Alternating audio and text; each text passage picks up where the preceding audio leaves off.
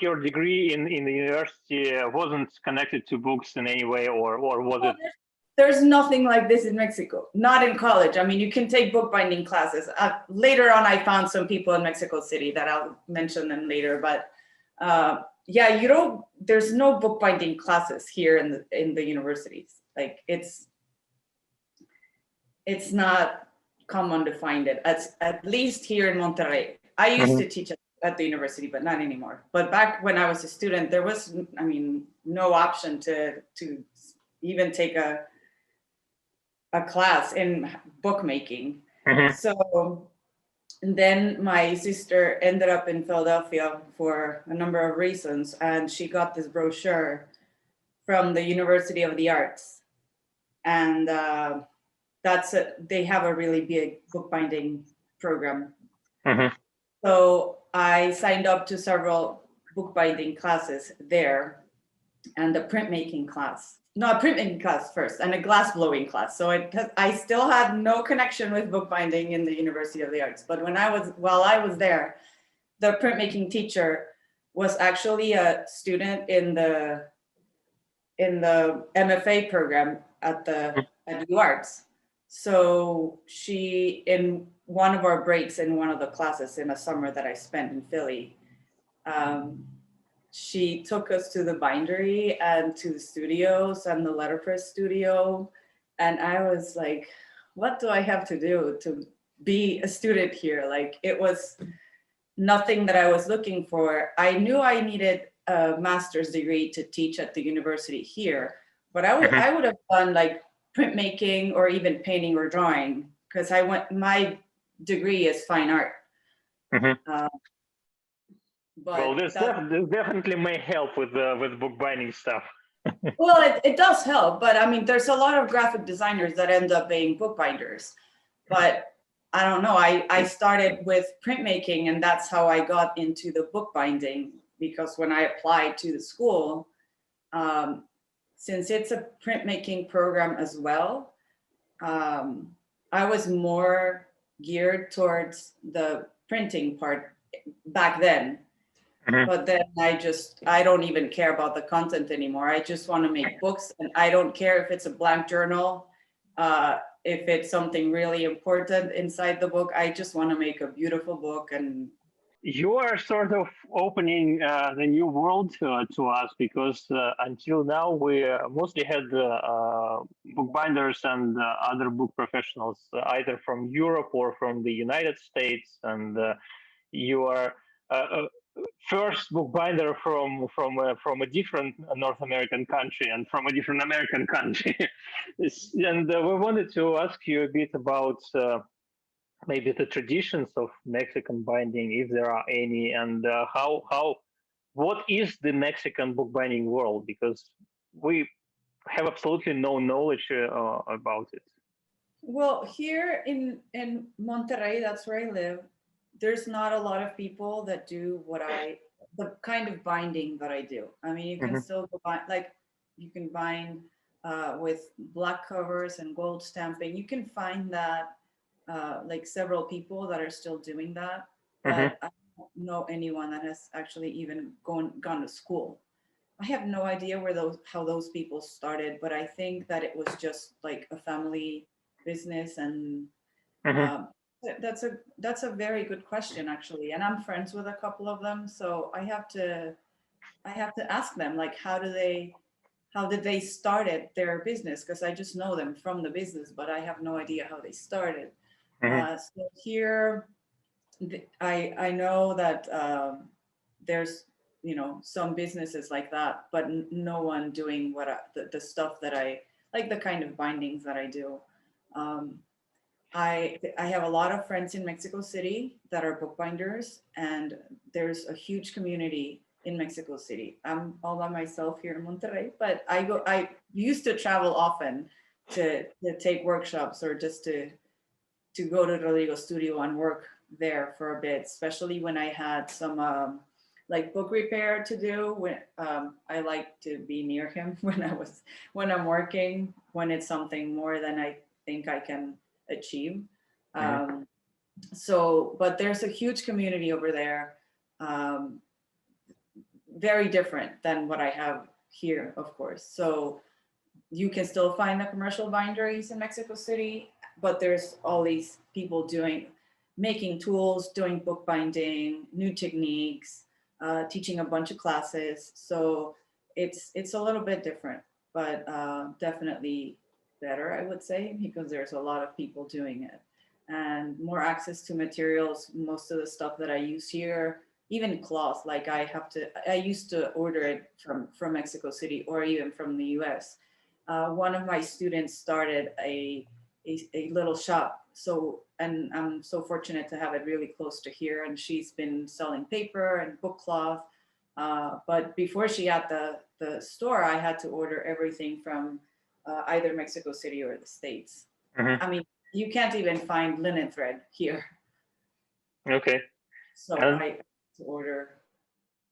Yeah, that's very interesting question on the supplies, because for example, here in Europe, many of bookbinders in many European countries, besides maybe France and Germany, relied upon ordering materials from United Kingdom. So now after Brexit, it's a lot of trouble for them to get the materials, because now it takes longer. You have to pay more custom taxes and all that stuff, and so that's all very upsetting.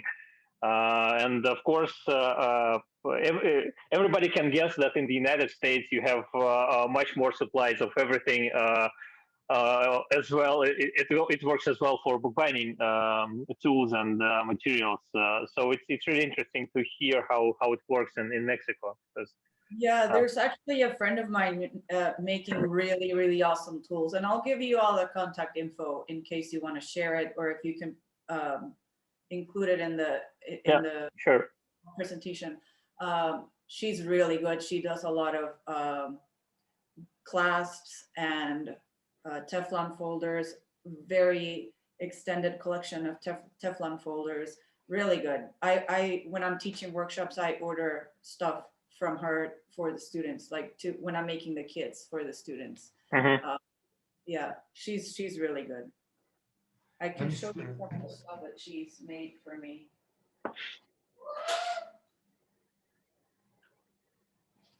This is the last set of clasps she made for this book. These are brass. Yeah, they're really cool. Yeah. There's another headband. Yeah. We love those. I love headbands. I love headbands. This is one of the classes that I took again with my friend Lucia. Yeah, there's a bunch of headbands in the class. It was fun. And speaking of materials, I understand bookbinding, as did the books, came from Europe to Mexico. So the tradition is not as old as it is in Europe. But does it have any local flair? Do you use any materials that wouldn't be used outside, like, I don't know, alpaca leather? I'm just making it up. Well, no, I have leather, sheep and goat. That's common to find. We have good quality leather, actually. But again, the prices here in Monterrey are very, very expensive. So sometimes I even have to order them from Mexico City, and even with the shipping, it's cheaper than what I find here.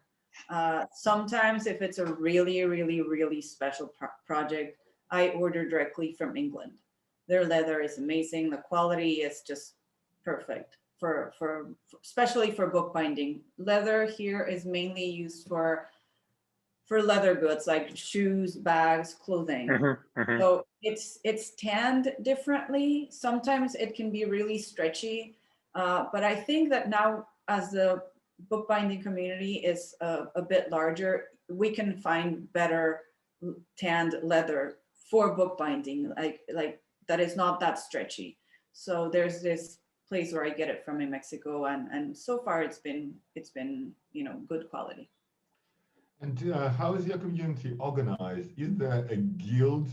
Is there a society? Are there exhibitions? They get, I think for a couple of years, they've had some group exhibits. They get together a lot to have the um, just to sell stuff. Like they have this little bookbinding markets, and they sell the tools and materials. Sometimes the calligraphy people join those, so you can find calligraphy stuff in there. Some people sell their own books, or so that I think they're allowed to sell books, materials, and tools.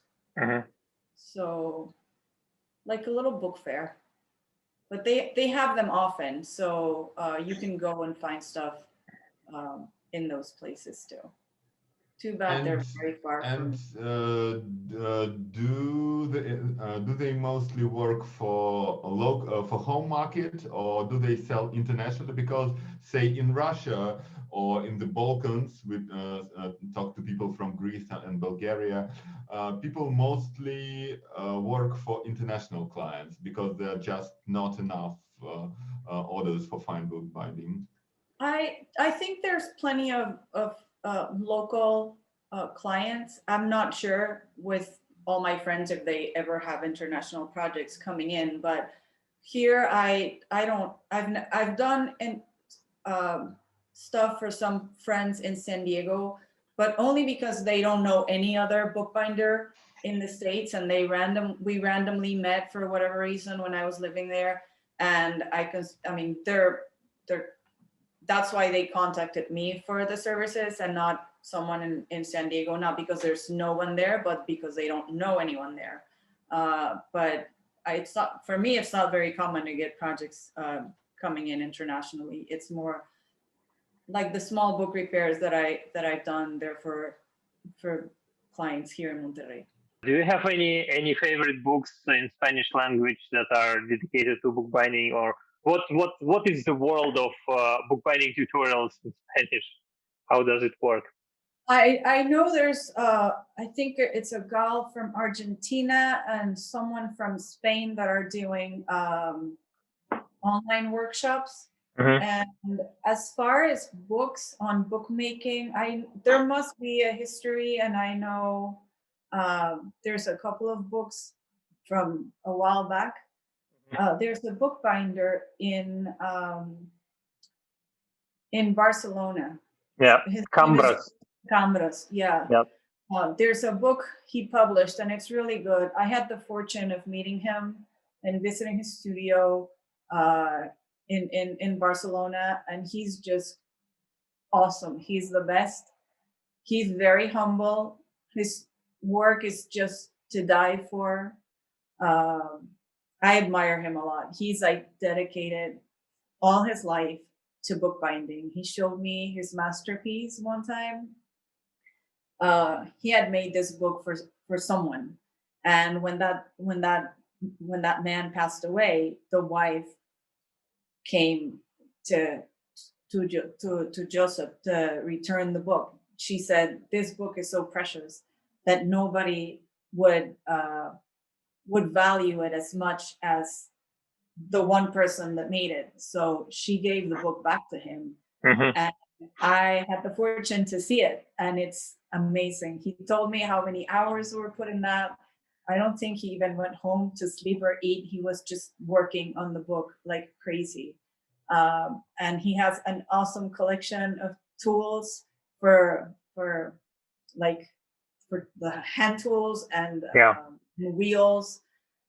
He was very nice to letting me in the studio, even though he has a really busy schedule and he's always busy in the studio. But he signed my book. Of course, I got it when I was in Barcelona, and I'm so happy that I have a signed book from him.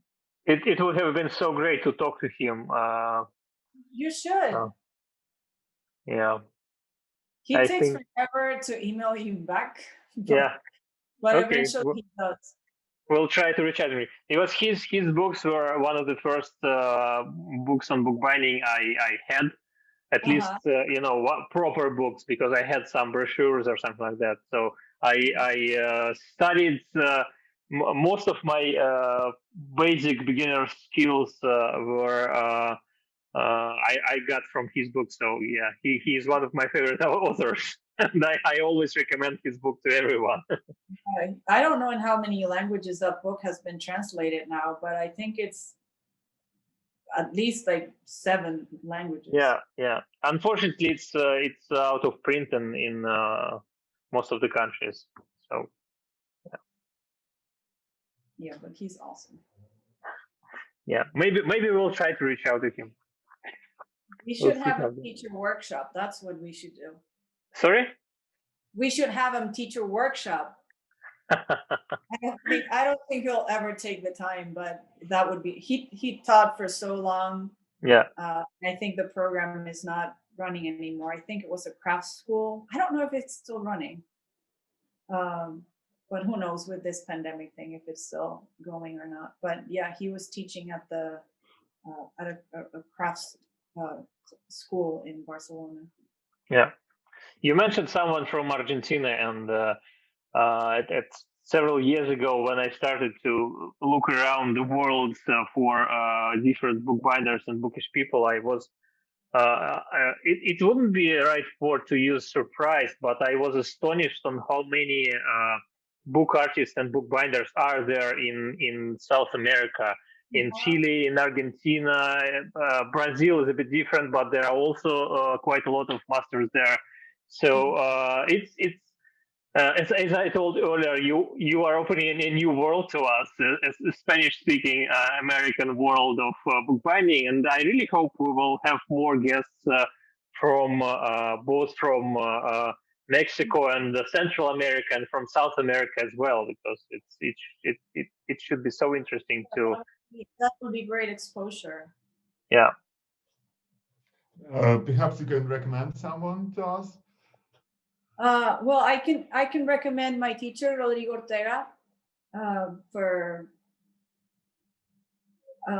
who else? Well, the people from Argentina and Spain. I only know the one from Spain. It's Susana Dominguez.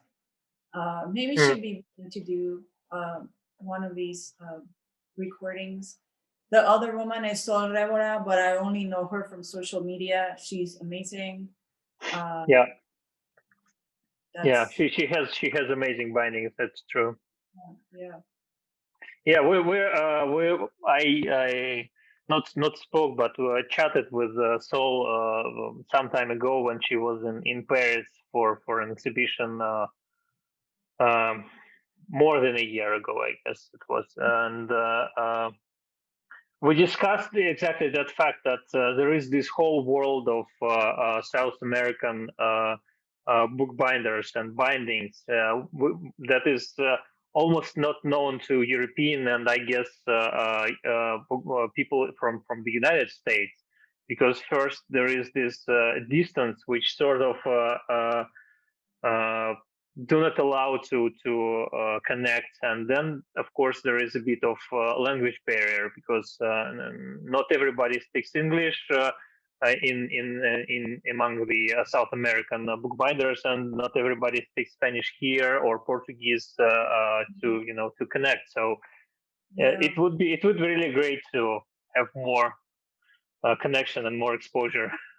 Yeah, well, you just have to maybe ask them if they can be okay with English and having this in English to the Yeah.